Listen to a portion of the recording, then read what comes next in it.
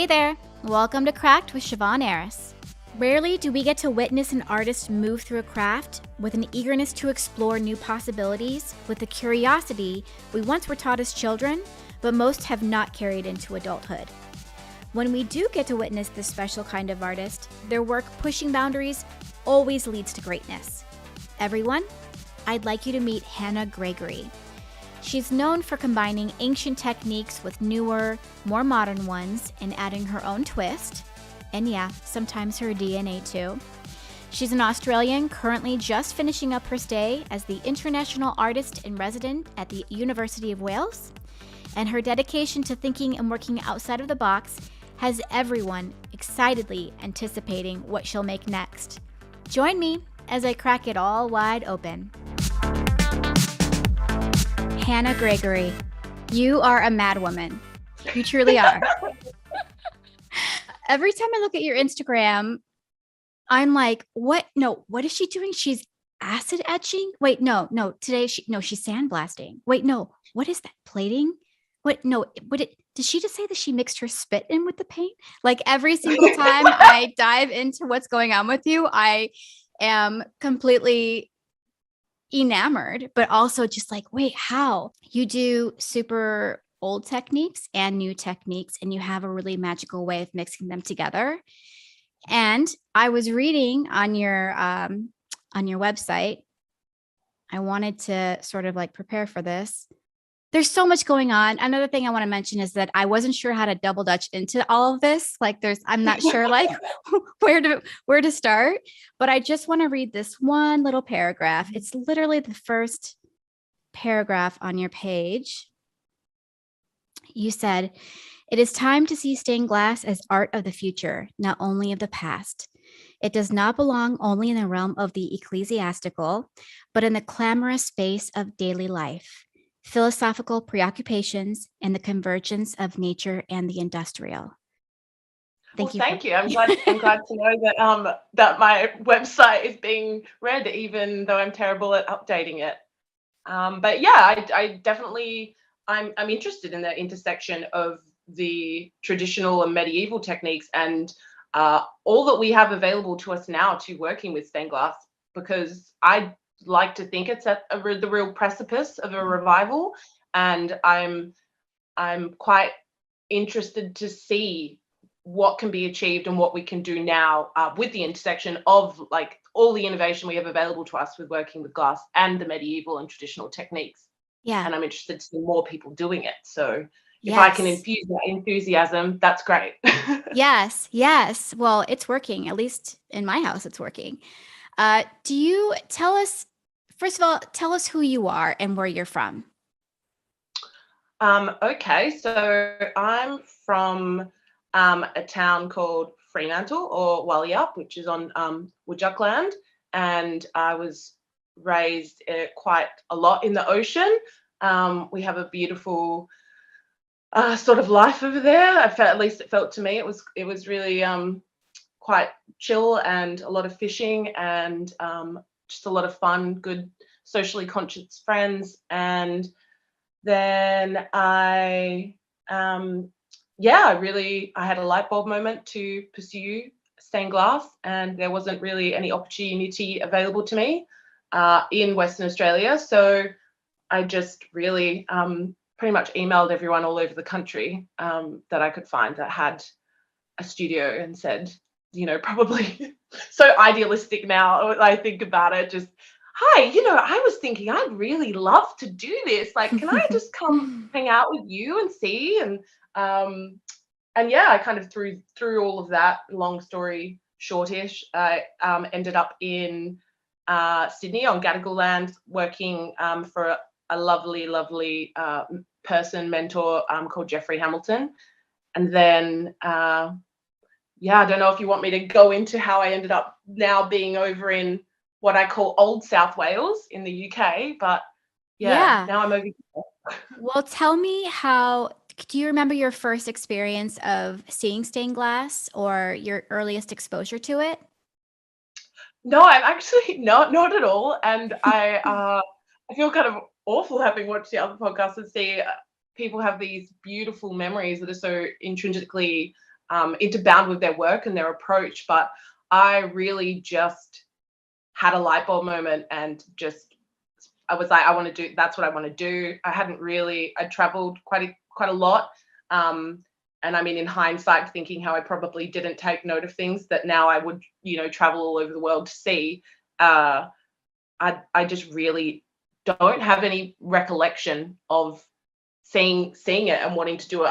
I think I'm much more invested in the process of it. So I think once I thought about how's that made, I want to know about that. I want to do that. What can we do with it? And that's the thing for me, why aren't we noticing it more? Mm-hmm. Because if I had maybe seen it not in an ecclesiastical context, Mm-hmm. then I would have noticed it. And then I would have thought, hey, maybe that's an option for me as a pursuit 10 years earlier. Is there an Australian style of stained glass? Because I know like in Europe or different parts of the US, there's sort of like regional styles. Is there an Australian style of stained glass? There's really, I would say no. I think simply because we were colonized, like Australia was colonized so recently. So I think in the UK, we've obviously got that real medieval history rich approach to stained glass. And then from what I understand in North America, it's a very like craft based and really beautiful approach. And then, I mean, Germany is amazing. They've got every approach, but they're just really great abstract revival. Without them, there wouldn't be so much what happens. So I think in the context of Australia, we're so far removed. And the introduction of sort of what we now know to be traditional ecclesiastical architecture is so new that we've kind of got on the East Coast, you've got residential or domestic work within houses and terrace houses.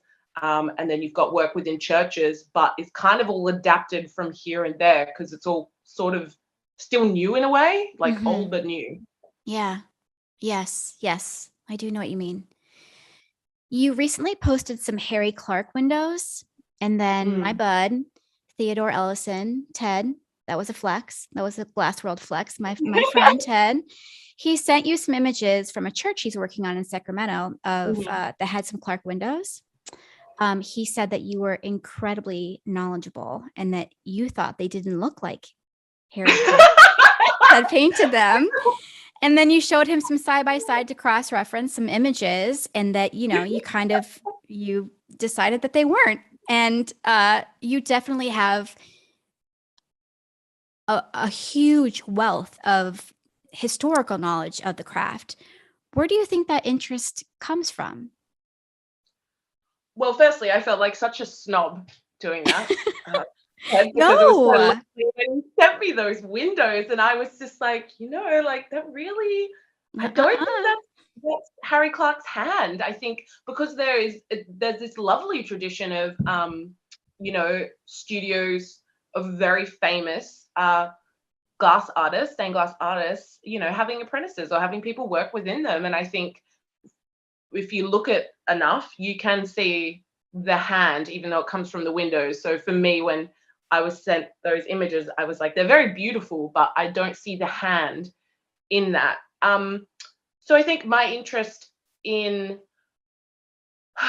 the history of it is just to see how we can change it, really. I would say it's less interest in the history and more how a knowledge of where everything has come from, why stained glass is, I would say, I don't know, paradoxically, in this ebb and this flow at the same time, how the history of it all in every country and the contrast of that can inform a better, more diverse, brighter, interesting future in stained glass. You seem to know a lot about history in general. Has that always been part of who you are? No, you know what? It hasn't, and I don't know. I think I've got an interest in now why things are how they are now, but I would definitely say overall, I think definitely we're much more concerned with ourselves as individuals, and I would definitely say that having a real socially conscious group of dynamic people around me it kind of forces me to be more informed, and I also am very aware of the privilege that I've had in my life, and I like to think that with that comes the responsibility to educate yourself on other things going on. Yes. Okay, this is what I meant. I knew I was gonna like double dutch into all different places. And I was like, before I started this interview, I was like, keep it very linear, start at the beginning and work your way up to now. But here I am, I'm already jumping around. I'm gonna skip your education for just a moment because we were talking about the socially consciousness of it all.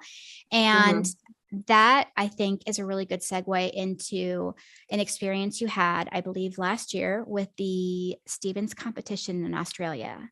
And this is such a cool story. And I want you to take it from the top. Can you tell us, first of all, why the Stevens competition is so special and different from all other competitions? So the Stevens competition is run by the Worshipful Company, of Glaziers and Painters and Glass in the UK. Okay. Now they do a lot of great work, and the Stevens competition is a really special competition because it is the only stained glass dedicated competition in the world. So for me, I relocated at the beginning of last year from Australia to the United Kingdom for a residency at the University of Wales, Trinity St David. And I was so excited because I'm going to be able to enter the Stevens competition, whereby you're given a brief for a real commission that's going to happen, where you have to submit a design and a sample window, and kind of every year it's different. So say one year it could be the green room of a famous opera house, and they want a window that is dedicated to a famous opera singer that had their first performance there, back in the 30s or something. So you take this away and you kind of have a brief, and so I was really, really excited, kind of came into the uni, and then I read this brief, and it was kind of, in my digging about it, I deduced that I was kind of like, oh, this seems a bit interesting, because it was to dedicate to a historical philanthropist, he was being called. Quote unquote. She made quotation marks, everybody. I just think if you hear the term merchant and it's from that period of time, you should have a bit of a feeling of inquisitiveness into what they were doing on ships and how they amassed their wealth to the point that they were philanthropic with their wealth. So within researching this individual to make a window dedicated for them, I saw that they were involved with the East India Company, who, not to get too deep into history, but I'm trying to pick my words carefully, but I mean how colonization has affected so many different countries, and particularly how this business, the East India Company, really affected India, and really how this man amassed his money, and that the East India Company was also involved in other awful crimes against people at the time. So what shocked me was not only the brief, but that no one else was shocked. And so I guess that's, for me, it was coming from an Australian context of being like,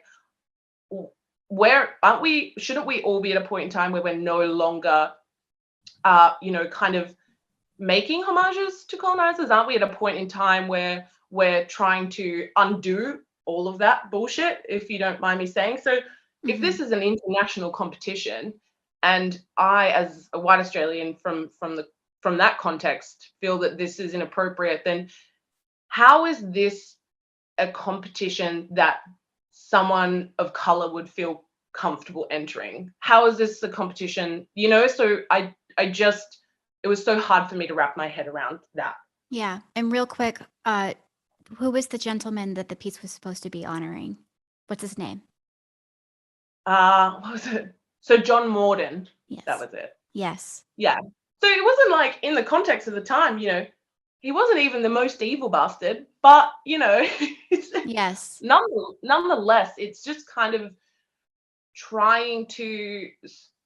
I know we'll get into the actual design I submitted, but it's trying to think about what is in the best way to promote stained glass so that we don't lose it, especially when it comes to leaded, traditional beautiful approaches and work.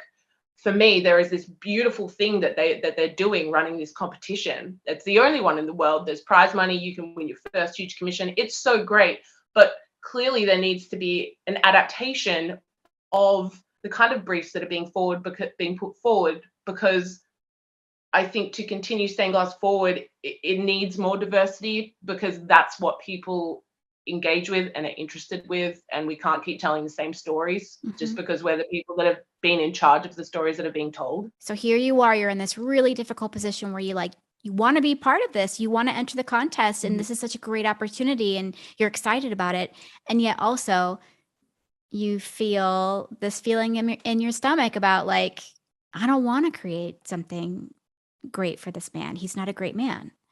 Mm-hmm. Yeah, it was definitely it was a real bind, because you don't want to also take for granted people that, I mean, this company that they're, with the Stevens competition, they're largely run by volunteers as well. So it really is just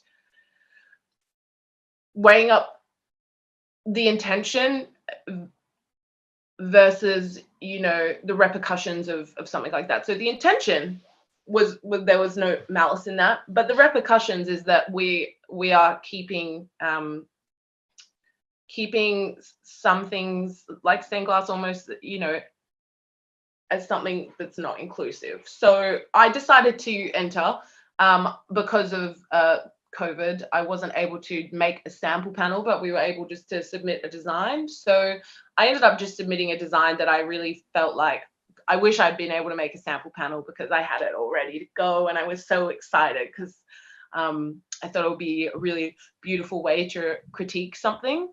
But yeah, I just ended up submitting a design that was really the coat of arms of the East India Trading Company, around an English rose, with like this beautiful Turkish rug in the background, because Sir John Milton was heavily involved with, kind of keeping a lot of the profits with the trading, of, as you were saying, beautiful works that were being made at that time in those areas. So I kind of had this beautiful Turkish rug that he would have been involved in trading, and then underneath it I kind of just had this, this little broom and this kind of,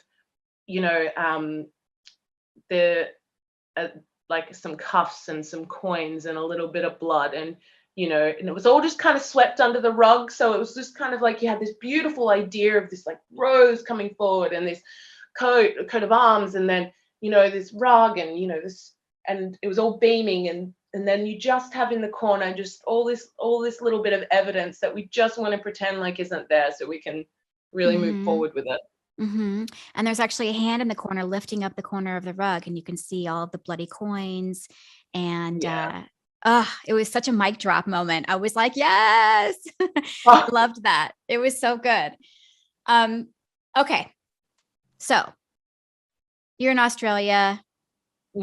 You end up doing a residency in 2018, you said? Well, I came here started last year. So wait, was that 2020 I got here? Well, the contest happened in 2020, but I'm rolling it back to 2018. Is that when you did your first residency? And is that when you moved to Wales? Oh, yes. No, you're correct. So, yeah. So I moved to Wales at the beginning of last year.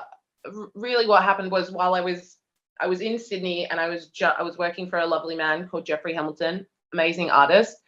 Wouldn't be here without him. And we're just getting to a point where I was going to learn glass painting off him, which is really what I was excited about.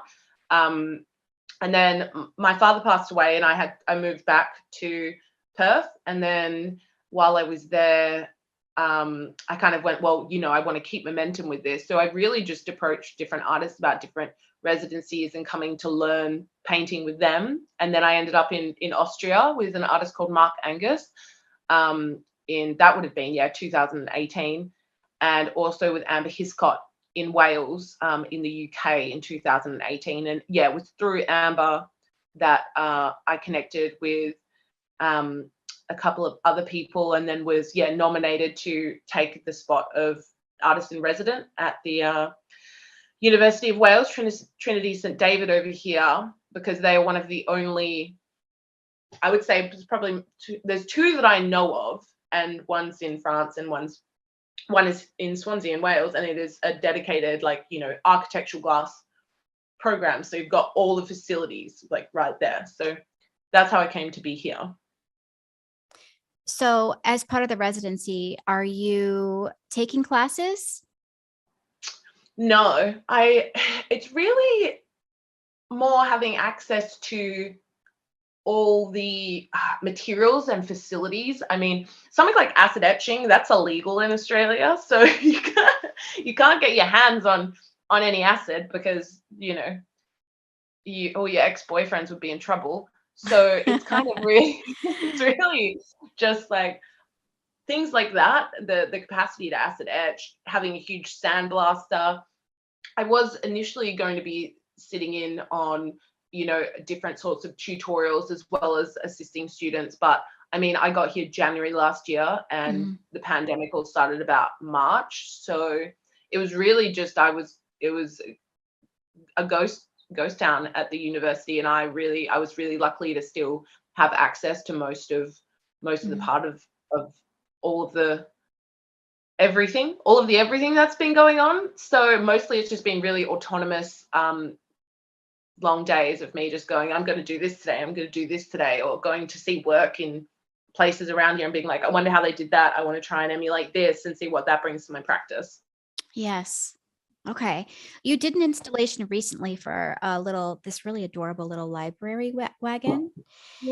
And you had some trials and tribulations with the process of getting this piece made and getting it in there, which is very well documented on your website in your blog section.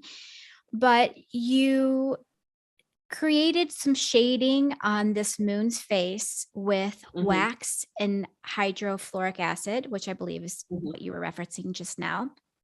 Can you tell us a little bit how that process works, and some of the problems that you ran into with it?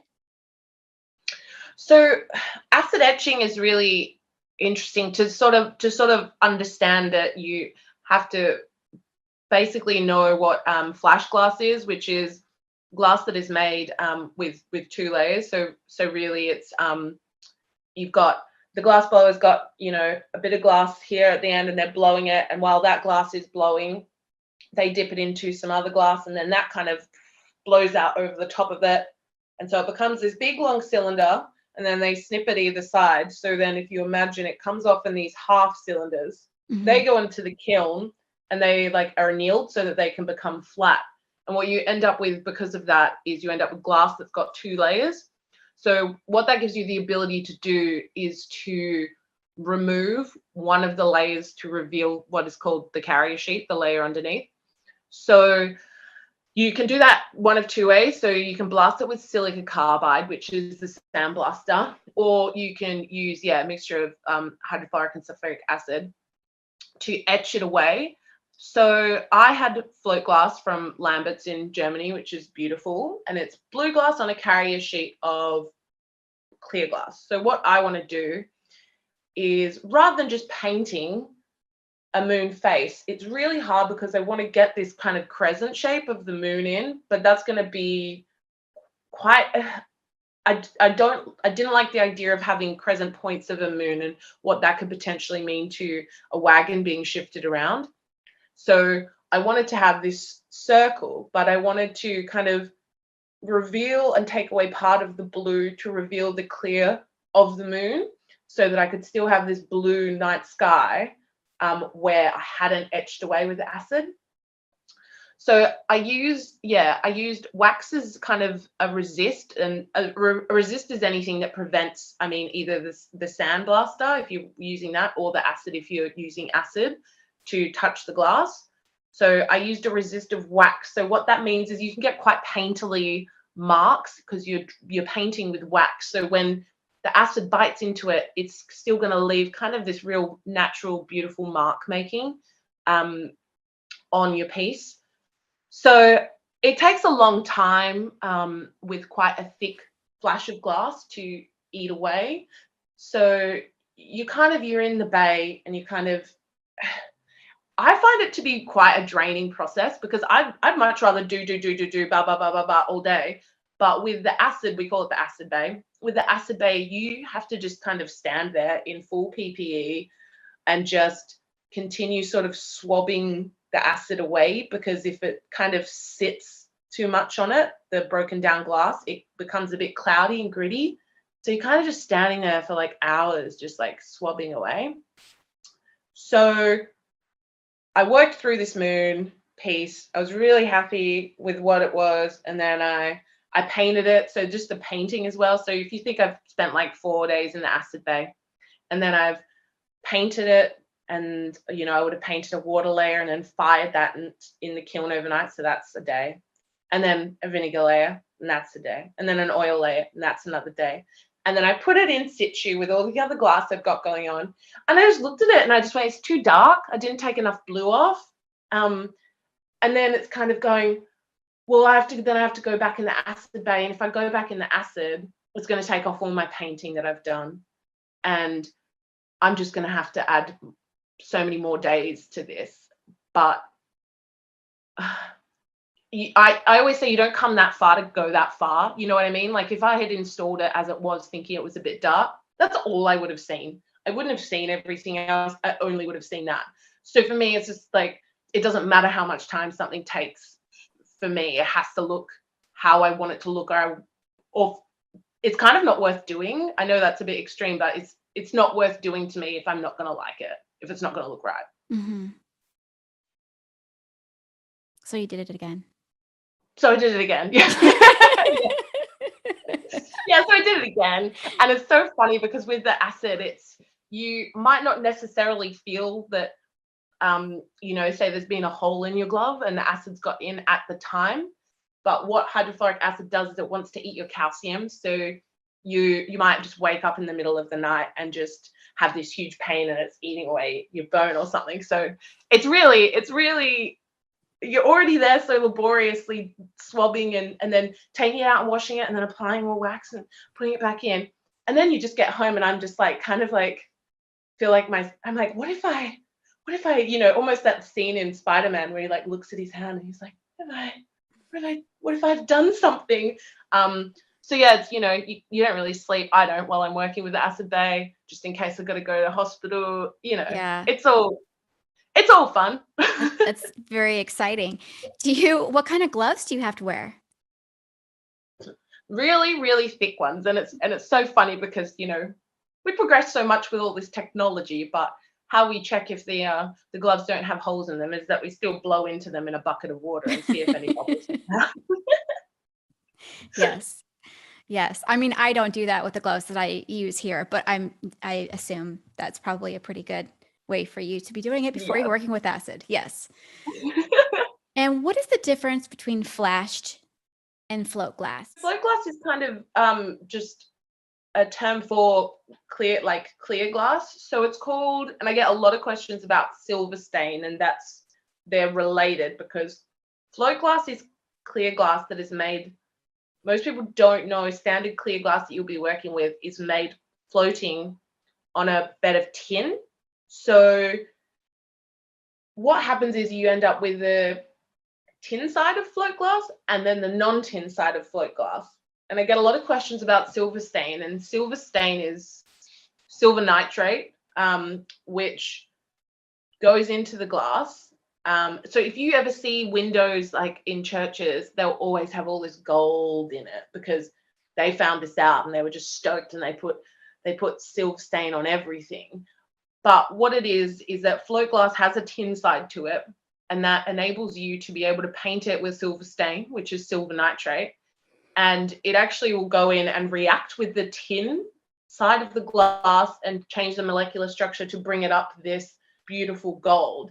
And it's really interesting because if you see windows that have been there for from when they didn't have it down pat to the timings, or if I, you know, over fire something, but I quite like it, you'll see that it goes this metallic kind of shade of greeny blue, when it goes into the sun. And that's the effect of the silver nitrate and the tin side of the float glass working together. Okay. And is silver nitrate, when I think of silver nitrate, I think of like tin type photos. Yeah, I don't I don't really have any if it's not glass, I just don't know what you're talking about, but it Well, that's probably, on yeah. glass. It is on glass. It's but Yeah. anyway, we don't have to get into that. I didn't expect you to know anything about that. I was just like, oh, that's what I thought of. But is that as dangerous to work with as the acid? Yeah, so it's all pretty, it's none of it's good for you at Yeah. all. Yeah. So I mean the acid is worse, but no, you don't want to be breathing in silver nitrate. Even the paint, is got nickel and lead in it, and then you got the lead. So it kind of, it none of it's great for you. So What about the sandblasting? What are you using to what kind of tool do you use to sandblast glass? you got this huge big machine called the sandblaster, and that pretty much like blasts silica carbide out of a nozzle that you kind of hold once again with the gloves, and you go in and I wish I could show you a photo. It's kind of like it's like a big huge thing, but you can get smaller ones as well. But yeah, you kind of go in, you got to wear your mask as well, obviously, because if there's set silica carbide in the air, you don't want to breathe that in, and also the glass that you've blasted off, you know. Hmm.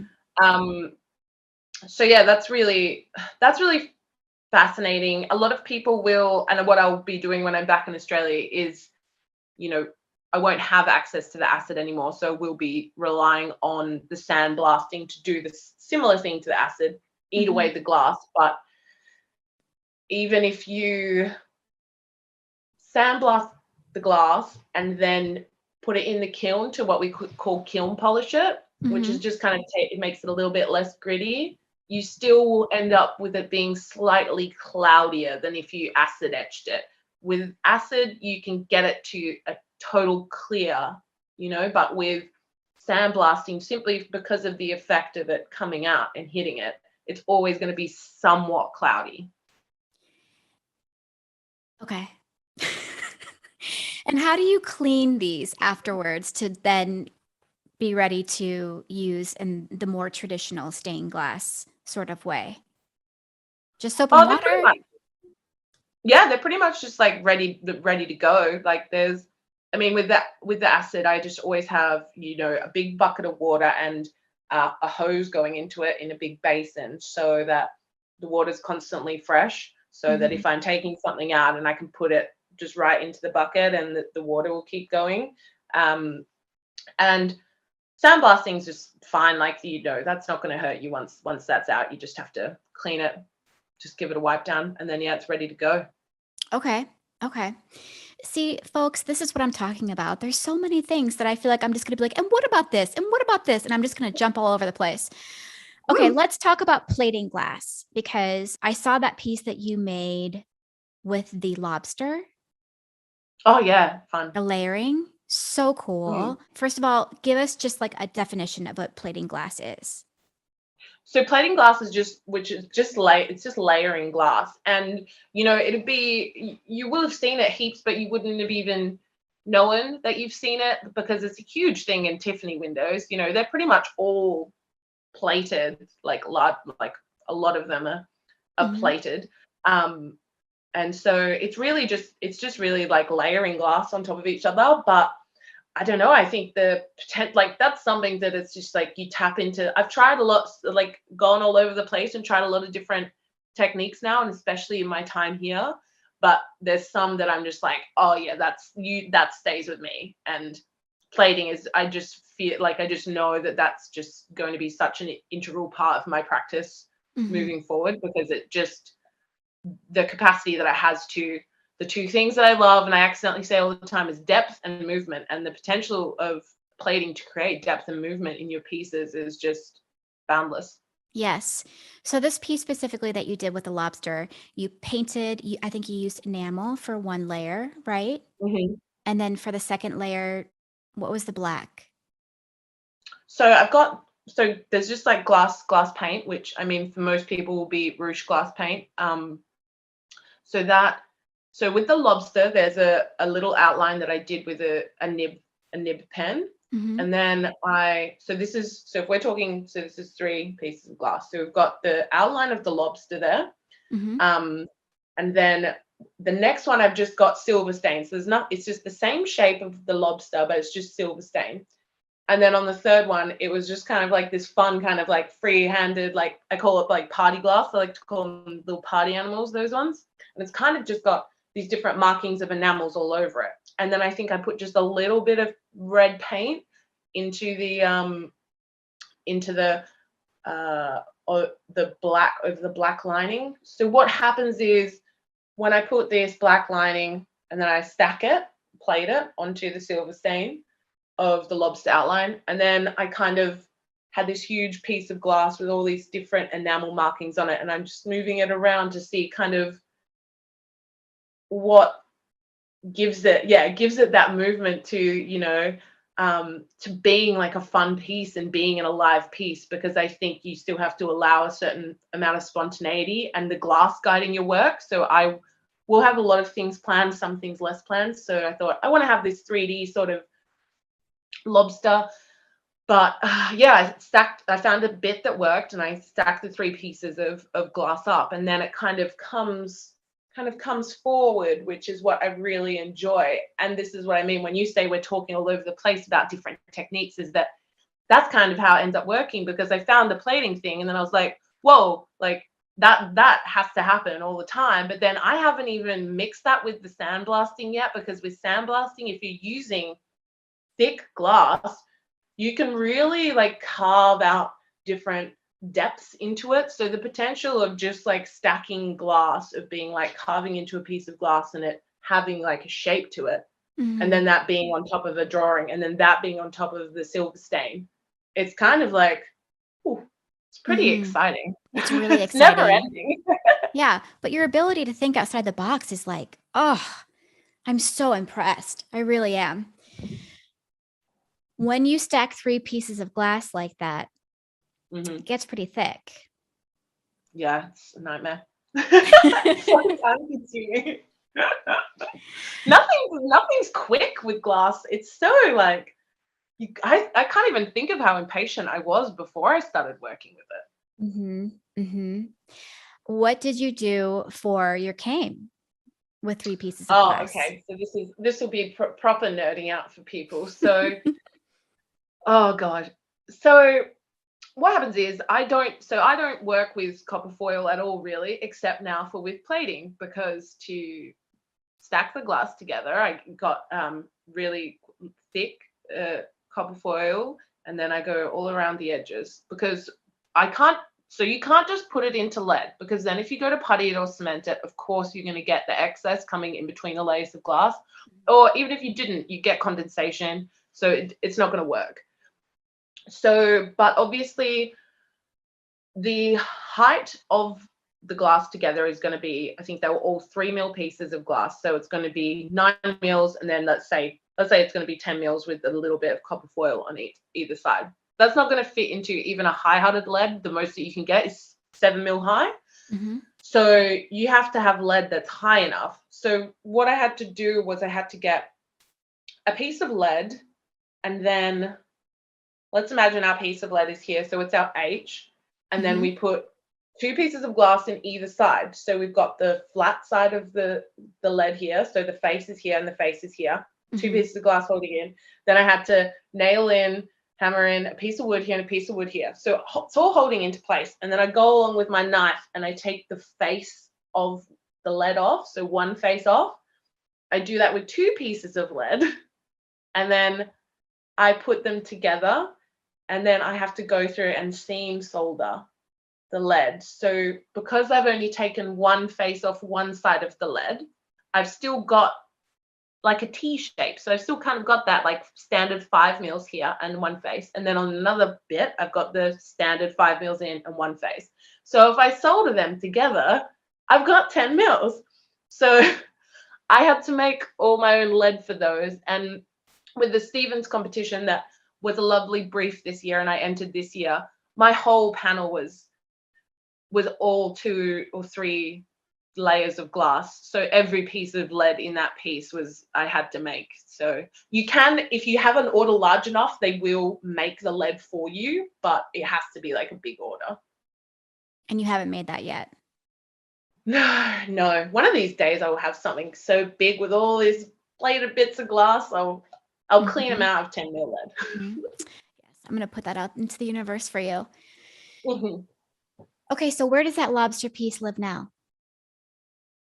That little one, that lives with a friend of mine back home. So I sell all those pieces at the moment. Really, it's been super interesting because I never worked to a small scale, and I never imagined working to a small scale, but I haven't been able to say yes to any large commissions over here because the date at which I returned to Australia has been so in the air that I can't accept anything larger over here. So I've just kind of felt, and I've enjoyed the process of having smaller pieces because it means it's more financially accessible for people that love glass to have a little bit in their home. And it also means that I get to try out a bunch of things, and as much as possible, I do try to say what I'm doing and experimenting with, and then people can kind of be like, oh, I really like that. That's really, really interesting, and they can have an understanding of what they're holding and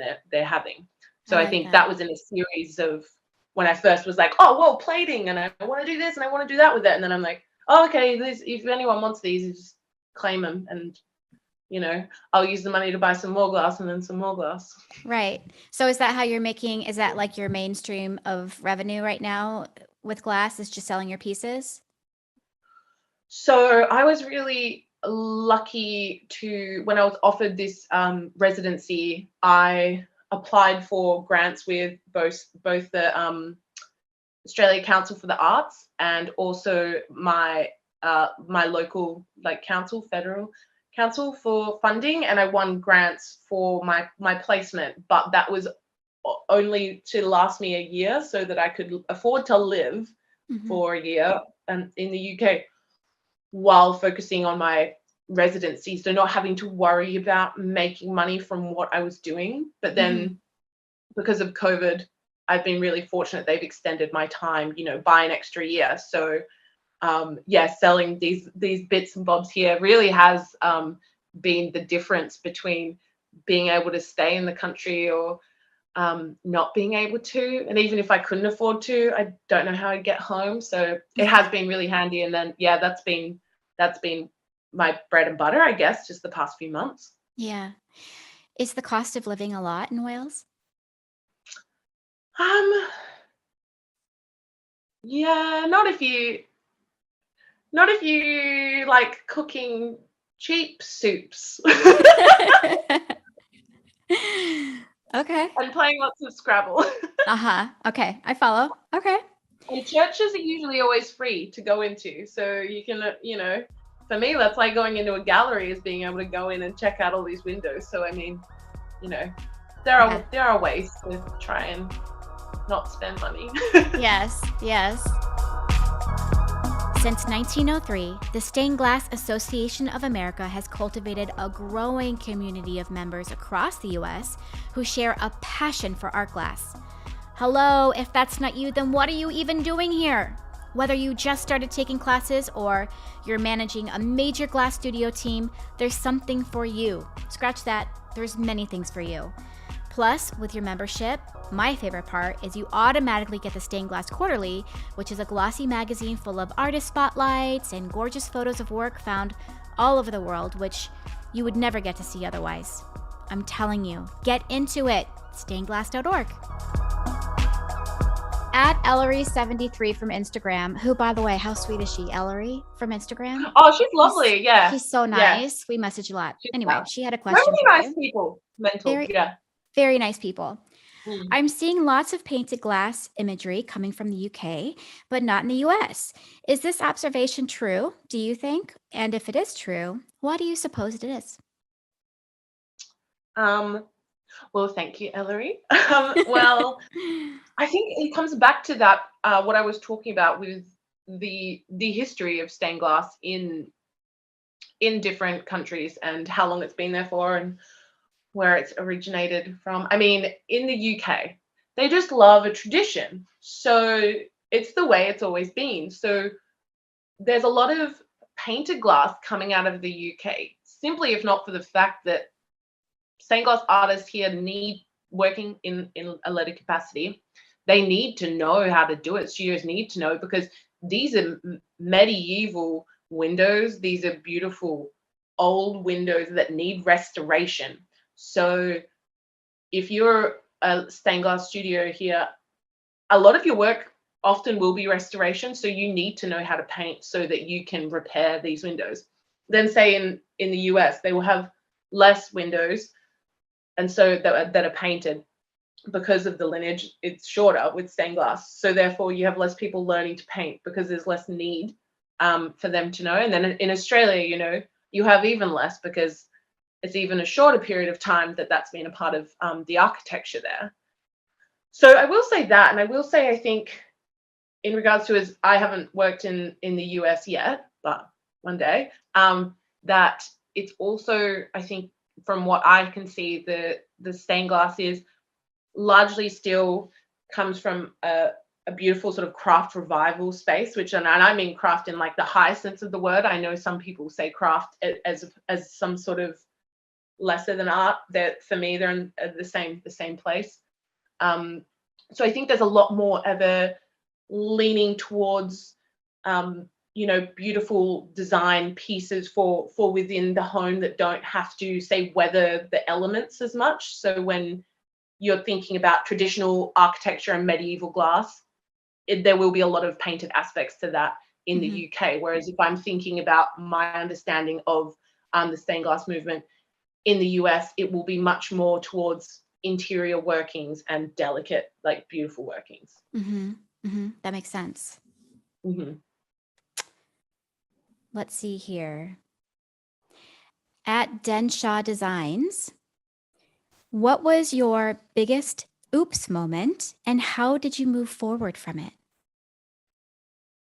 Oh, well, definitely the moon, but I wouldn't say that was an oops. I wish I had a good answer for it, but I guess maybe I am too positive in so much that I think that the oops leads to something really great. So there's definitely been times things they don't turn out like how I think they're going to, but then I just go, oh, well, and then I think usually they end up turning out better because that kind of guides me towards doing something differently, and then that leads to something else and that leads to something else. So I guess the only big oops moment that I ever had was when I worked at Jeffrey Hamilton's studio, and we did a restoration of these big glass windows, beautiful painted stained glass, and it's a big deal to go get them out and then fix them and then take them back and put them in. And I was in charge of the rubbings for them, which is when you get them out and you kind of like rub them over with charcoal or lead on paper so that you can see where the lead lines go. So you're kind of creating this cartoon or this cut line. So when you pull it apart, you know exactly how it's supposed to go back together. So we did that and that was fine. And then it was just something really simple that we went to install it, and we're at the top of this scaffold and we stand and we look back and I just realized that it's been put in upside down. So it's next to these other two windows, and when I'd taken the rubbing I just wrote this way up, and it was really the only difference was we just had to take it back to the studio and swap the top and the bottom lead around so that one could sit on top of the other. But still, I just remember being, like 27 and at this working at the studio and just like standing back and being like, oh my gosh, that window's I'm really sorry, it's upside down. And that was really funny. And how I moved forward from that was just being honest and my boss really appreciating that I was honest. Yes. Yes. That's always the answer. Is just be honest right up Oh, front. Just own it. It'll end quicker for everybody. yes, that's it. Yeah. Have you ever taught? Yeah, I actually, I was thinking about that today because we had our interview.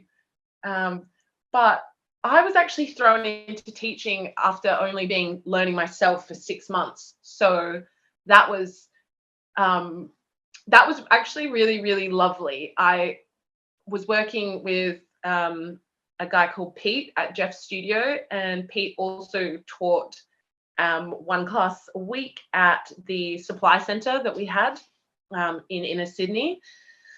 And he said, I can't, I can't teach my class on Thursday nights anymore. And I said, oh, all right. And he goes, would you take it over? And I said, I can't take it. I've only been learning 6 months. I can't take over a class. Like, people paying for me to teach them.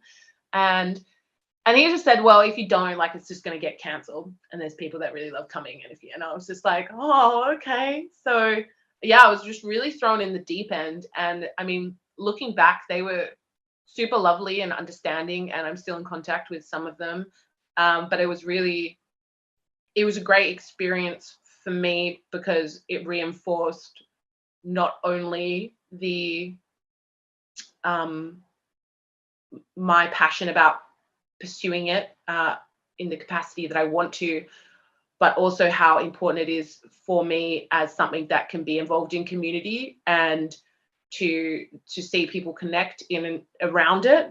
And yeah, just the real potential it has for people in, I don't know, like silly things like, like healing, or like It's not how silly. important yeah, I think that so much of what guides me in what I do now is from those early days of teaching and just seeing what people felt like, and just having this one night a week that they put aside for themselves, and catching up with everyone's lives and knowing what's going on with them. And I also had my own stuff going on, and it was kind of just this place for all of us. And I've always thought that should be available to everyone, which is why I'm very passionate about trying to make stained glass as a pursuit as accessible to all people as possible. Yes. Yes. You do put a lot of feeling into your work, and you made a piece recently called Death Rattle. Oh, yeah, love that piece. Me too. It's three-dimensional, and I just want to read this real quick. This is from your blog. I designed 4 leaded windows with simple, minimal lead lines that focused to one continuous lead line that would circle the entire 3D lead structure. This line, rising and falling, called to mind the larger influences in our lives that can be reduced to a line. The stock market, coronavirus, the heartbeat of a loved one. It fascinates me that the global economy is all just wild lines constantly changing. How everyone all around the world right now is controlled by the line of the coronavirus, and how these fluctuations are so much bigger than me, bigger than any individual, and yet my life is also reduced down to lines on hospital machines. My heartbeat, how big and how small it all is, and yet represented all the same time. Woo! I'm on the floor. Okay. Oh God, I'm so profound. I know. I'm like, I have goosebumps and I'm pitting out just reading that. Okay, here we go. And this goes into your technique that you used to make this piece. Mhm. I used clear glass with silver stain on both sides of the glass to create different depths of gold when peering through the piece. I used hot wax to create a dabbled chaos in some pieces of the glass, and also went in with a razor and diamond pad and scratched up the glass to dull it. I imagine this gold dull yellow like heroin on a spoon. I added in bold flourishes to draw attention to the graph-like nature of the leaded lines in some places. On other planes, I dug into the glass with the engraver to create explosions of deep scratches, fireworks of frenetic markings. Small abstract markings were made with the paint that I mixed with my spit. The whole experience of creating this piece needed to parallel the motivation of the piece itself. The piece cannot represent the unreal disaster of a human society of love and chaos unless I created it with vigor, with scratching, with spit, with blood. Not intentional, but yes, it always happens. With hot wax and with a broken piece of glass. A huge motivation to the design of Death Rattle and the way in which it was created, both in technique and in visceral approach, can be found in the verbs used to describe the movement of internal and external forces aforementioned. A stock market crash, a heartbeat, the second wave of the coronavirus were the clearest that came to mind when trying to infuse the glasswork with movement. I mean, save a little bit for the rest of us, would ya? I mean, come on. It's so good. Oh, You're thank you. such an artist. Like you're all the words that I want to use to describe it is they feel too light. They don't feel like they carry the weight of what I want to say, but like the word creative doesn't even like dig into the depth of what you are doing. Like I can cry right now just thinking and trying to express myself. Like I'm going to cry right now. I'm truly so touched. I am. I'm like very moved and touched by your work and how it all just sort of like is connected and it flows. And it's just really beautiful, Hannah. It's good stuff. Well, thank you. I think it's I think what a lot of glass artists might forget in their process, and probably why it moved you, and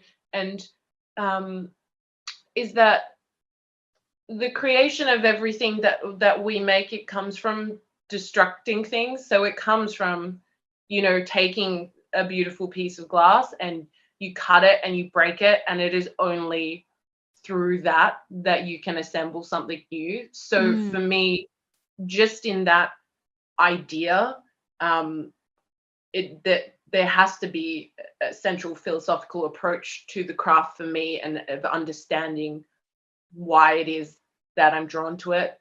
And that's a large part of it.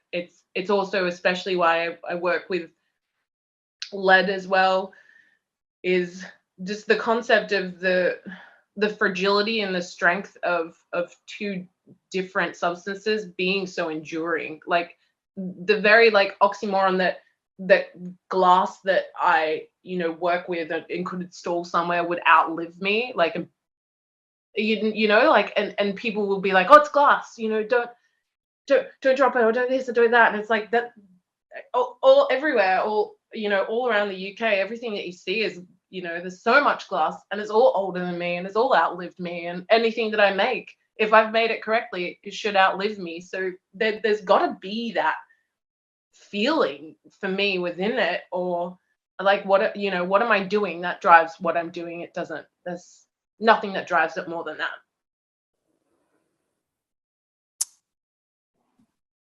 Do you think there are any other art forms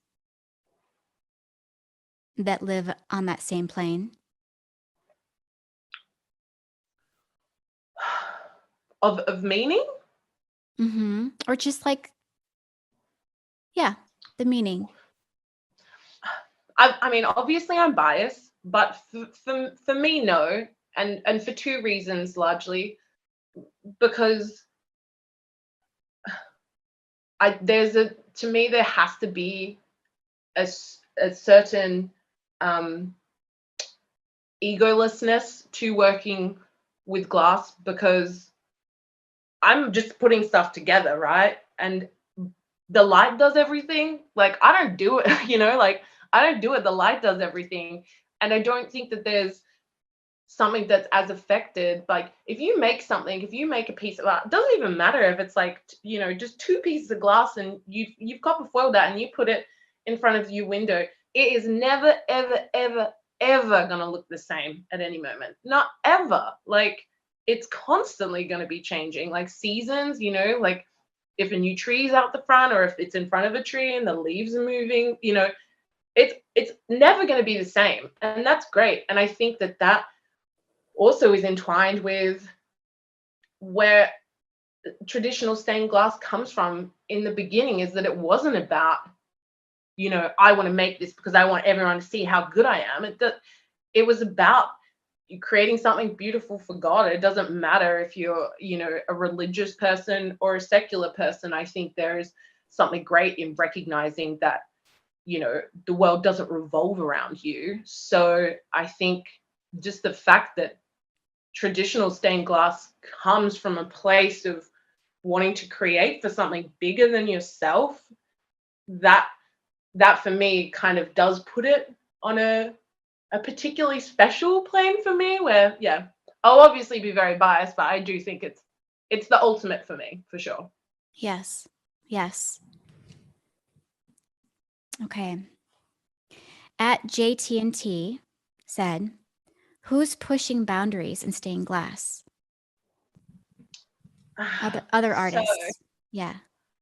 I love Thomas Medicus. He is an Austrian artist. And he's really someone that I've admired for a long time because I think that his work is just fascinating.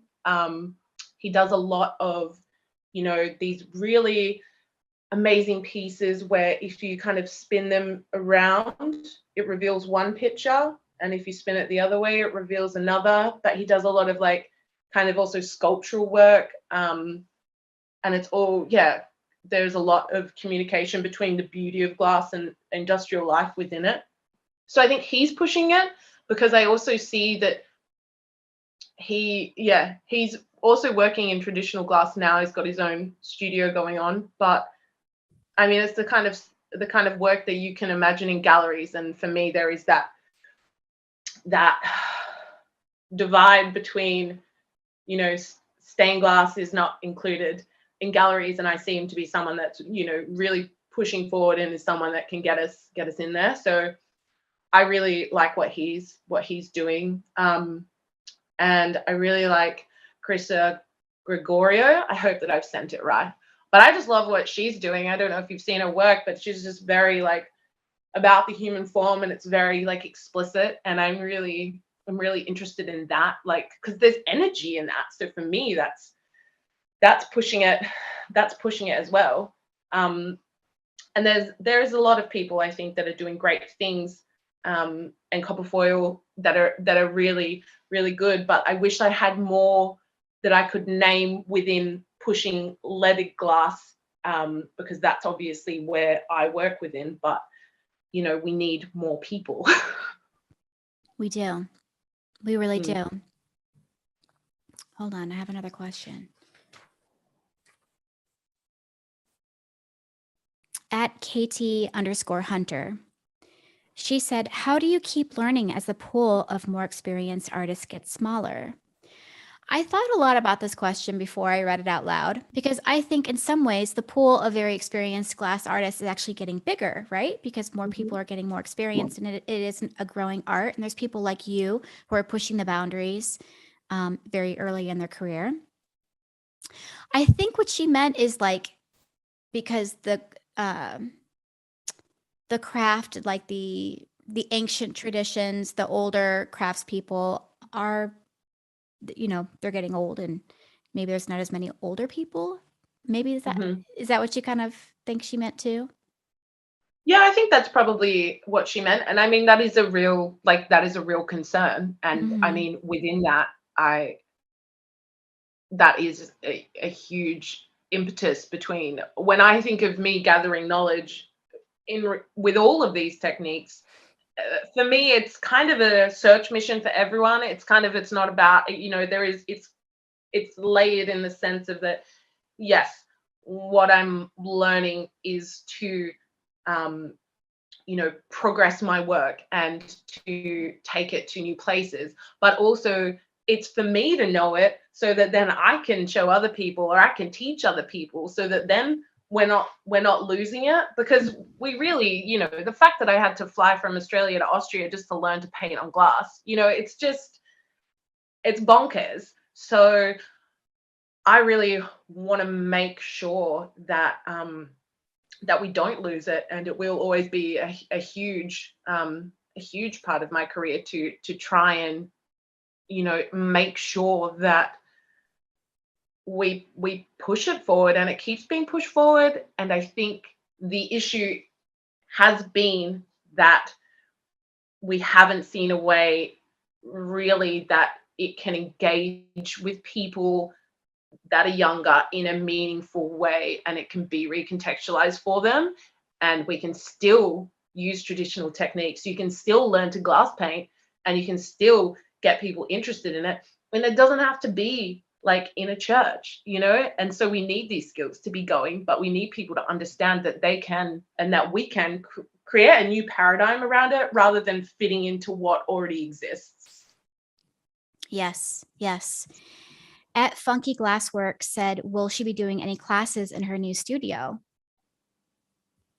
Yeah, I actually will be. That's something that's interesting that I haven't posted on social media yet. So it's being a breakthrough first thing here. So when I go back to Australia, so yeah, my partner Chris and I are headed back off to Australia next month, and that is because I have a new residency actually in my hometown, which makes it so meaningful to me, and the whole like things coming full circle, because I had to leave there because I couldn't even find a class to take, and now I get to like come home and be the first ever stained glass artist in resident at the Fremantle Arts Centre, which is this beautiful venue and gallery and studio space that like my friends and I all grew up going to gigs there, and seeing art shows there, and and now it's like, oh wow, like and like for me, I'm just like, that's so exciting. But yeah, while I'm there, I will be doing workshops. I don't know what they'll consist of yet, because it's not, my placement there isn't till the start of February. But yeah, I have been in talks with the organizer there about, hopefully I would love to get back into teaching and doing some workshops. That is so exciting. I want to remind our listeners that, Hannah, you have only been doing glass for 5 years. Is that right? Yeah. What goals do you have for the next 5 years or the next 10 years? So I don't know. It's like, for me, yeah, the personal goals are also the goals of the medium, and the goals of the medium are my personal goals, if that makes sense. So Mhm. I personally want to keep pushing things, and I think the way to push things is that I want to see more interesting work in public spaces, but I also want us to recontextualize where we imagine seeing the work, or what we picture it being able to achieve. So for me, I'm interested in stained glass as an installation piece. I have these dream projects, and one of which is sending rocks to people, and they carry them with them and think about something that's weighing them down, and like, and is with them, and then I build this huge stacked upon stacked stained glass window, and I invite everyone to come and just throw their rocks and destroy the whole thing, and then from that I build another piece, and that's the kind of thing that I want to be tapping into, whether that's in 5 years or 10 years. And then also using like my position of, where I am now, to make it easier for other people to enter the medium whom it may be more difficult for. So we are really lucky in Australia that through the hard work of Donna Kennedy and Bronwyn Hughes, that they have a body called Glass Inc., and they're solely responsible for getting like architectural glass courses reinstated in college in Australia.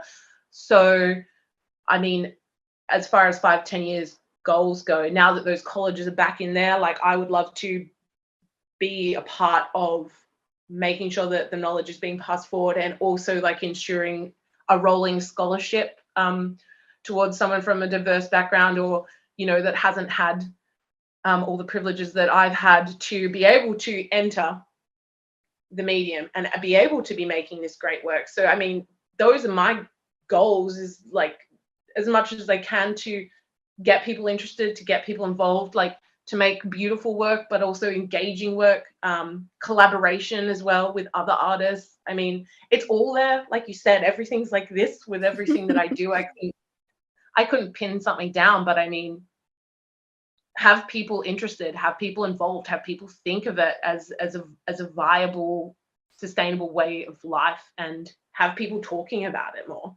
Mm-hmm. Mm-hmm. Yeah, definitely. Okay, final question. I'm so sad. I don't even want to ask you a final question. I haven't even got into UV bonding. I haven't even gotten into the difference between paint and enamel. But for the listeners, Mhm. Hannah, you really are one of those artists that is very accessible. And if people reach out to you with questions, you're very generous with your knowledge and the stuff that you're working on. So all the questions that I didn't get to ask you guys, you can still ask Hannah. Don't ask me anything. I will not answer you. But Hannah is very nice and kind and generous with what she knows. Okay, final question. Mhm. Who would you like to nominate to be on the podcast? Well, I think I already mentioned him, but Thomas Medicus, I would just he's as like Tom Medicus. I would love to hear him or see him be interviewed, because I think that he is straddling those two worlds with traditional leaded glass and just glass in general, of working within a traditional capacity in his studio that he's just open, but also, yeah, really trying to bring some thought-provoking work and some fine artistry to everything. And I would just be fascinated in how those two worlds complement and contrast each other. Mm-hmm. Has he been around for a long time? Yeah, I think so, but I think it is.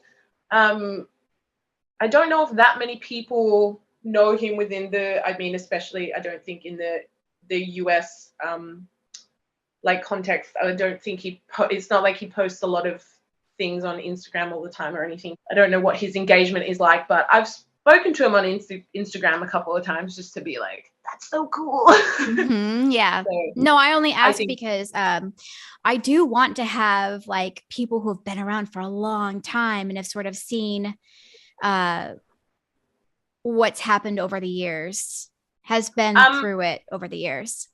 oh, okay. Well, in that case, you probably want to talk to Derek Hunt.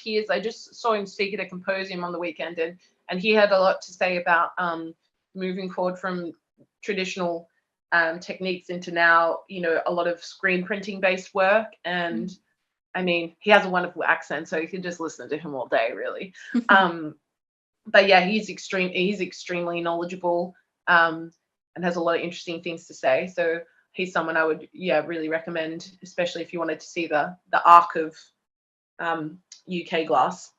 Yes, I would love to see that. I want to see all of it. I want to know Mm. what is going on. Like I've said this, in other episodes, but every episode that I do, my bubble grows and I learn more and I feel smaller and weaker and dumber. No, it's all about being empowered. No, it I'm is. just I'm like, just kidding. No, you're absolutely right. Yes, no, it's good. But I'm just like, oh my gosh, I'm so invigorated. Like I'm so energized to like get out there and I want to learn on how to do all this stuff. And I'm just so incredibly impressed with all the incredible work that's being made. And, mm, Instagram is a wonderful vehicle in terms of, yeah. it's a highway that we're all on, right? A lot of us are on, not everybody's on. And it's been a great takeoff for this podcast in terms of the small community that I was a part of, and then that Mhm. sort of is expanding and bubbling out, and now I'm getting to hear about artists that aren't very active on Instagram or have a whole career outside of like social media, Yeah, it is. It's funny what you say about like with the interviewing people, and like the more you know, the more you know. It really is kind of like when you go to visit a new country, and it's like, rather than being to tick that off your list, you're like, well, I just want to come back and do this and this and this and this now. So it's like the list never gets smaller. And it's the same with techniques or like yeah, artists that you want to chat to. It just keeps growing. And I mean, Instagram's great for that. I know that it's supposedly not that great in a lot of ways, but I've just really enjoyed. I find it extremely wholesome in my experience. I find people are really kind, and I mean, everyone is so busy in their lives all the time that it if someone just takes the time out of their day to say something nice to you, it is meaningful. And I think that can get lost in everything, but it's great for connecting. I agree. I agree. Well, on that note, I suppose we have to say goodbye now. I know I should probably go to the pub. Oh, that's right, because it's evening where you are. It's just the afternoon here, but it's got to be almost 7 p.m. Yeah, I think, and I told my lovely partner Chris he wasn't allowed to come home from work. He had to wait at a pub around the corner, so he didn't interrupt. Well, tell him I said thank you. I will do. And All thank right, you well, so much for having me, and thank you for doing this. I know we're all so much more richer because of it. oh, thank you for saying that. Yeah, no, it's been a crazy, wonderful, busy, growing experience that I'm just like super grateful for. So, thank you. Thank you for being a part of it. Thank you for collaborating on this episode with me. Well, again, have fun tonight. Have one for Oh, me. thank you. Thanks Yeah, for having me. absolutely. This was great. Oh, thank you. You have a good day. I'll talk to you soon. Okay, see ya. Bye. To see more of Hannah's work, her Instagram is at badassstainedglass.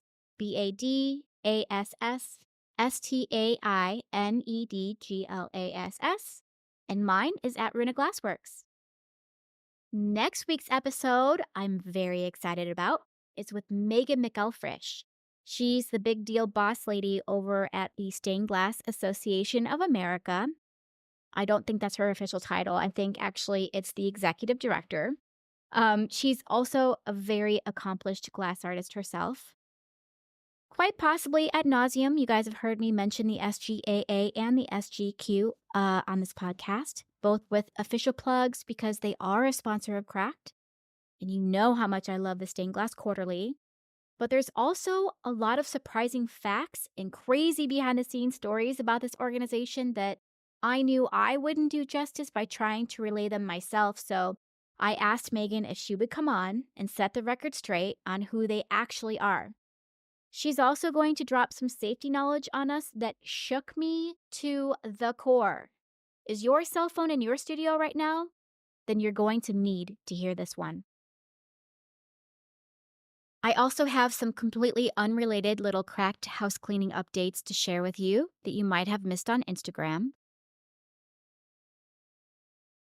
For now, and I want to stress that this is not set in stone, nor does it have to be the law of the land for forever and ever. But for now, starting with this episode, I will not be doing the visual YouTube option for Cracked, just the audio podcast form. I've gone back and forth about this for a few weeks now, but the truth is that formatting the videos and collecting the media and organizing the media and adding the photos and getting permission for said photos, being at the mercy of everyone else's timeline and schedule, etc., etc., it's a whole job by itself that takes sometimes an extra 10 to 12 hours per episode, and that's just for the YouTube. And that's even with my husband's help, who, by the way, has been so patient and such a good teacher. So I had to make this really tough decision. Am I a video editor and a podcaster, and maybe if there's some time left over, a stained glass artist? Or am I a stained glass artist and a podcaster? I'm going to go with the latter because glass is just so important to me. I think you all can understand that. Plus, sitting in front of a computer that much, it's just not my bag. And again, who knows? Maybe the YouTube videos will blow up and then I'll be like, okay, I need to be making these. But until then, the videos already made. They're still there. Those aren't going anywhere. And moving forward, I'll be uploading the audio onto YouTube. So basically, it'll just be the same logo picture the whole time on the screen, but you can still listen through YouTube if that's your preferred place to listen. Also, the show notes are not changing, so fear not, you can still go down a cracked rabbit hole looking at photos and links that way. Thank you. Thank you for understanding and patiently bearing witness to this project as it evolves and figures itself out. I really appreciate you all. Till next time.